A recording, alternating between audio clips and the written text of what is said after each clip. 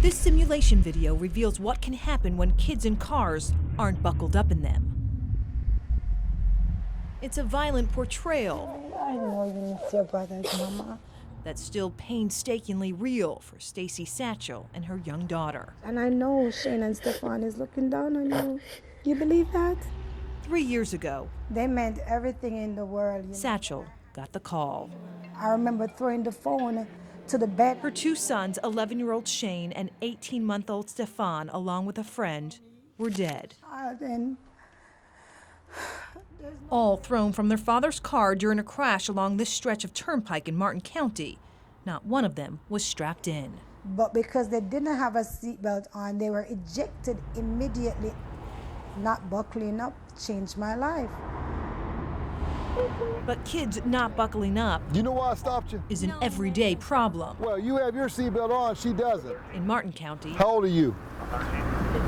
15. this teen had one explanation. But this part just hurts my belly ring. Her mom had another. I'm so used to doing mine that I figured it was second nature that she would do hers.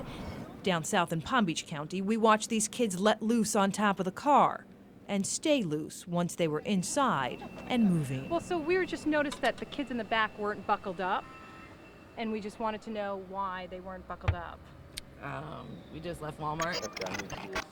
Court records show these parents aren't alone. The Contact 5 investigators analyzed seatbelt violations in our area.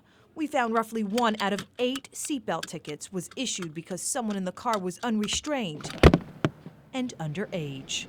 And when it comes to enforcing child seatbelt laws, we found some police agencies Is there any reason you're not wearing a seatbelt? really crack down. Is from the chief on down to the newest officer, it is a recognized goal of our agency to enforce these things.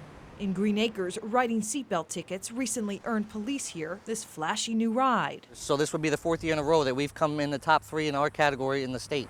But perhaps more telling than the number of seatbelt tickets being issued in this small city of just 6 square miles is the number of seatbelt tickets not being issued in a city 10 times its size.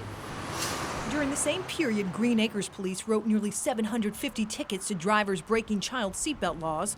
West Palm Beach PD issued just 235. That's 3 times fewer tickets.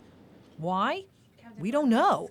After a week of phone calls, emails, texts, even a visit, West Palm PD didn't provide us with any answers. And I'm going to take care of you and you take care of me. Stacy Satchel hopes her story will encourage everyone to make sure kids in cars are buckled up. And I will tell them, if it's even a 5-second drive, please put that seatbelt on. Knowing in her world, it could have made all the difference.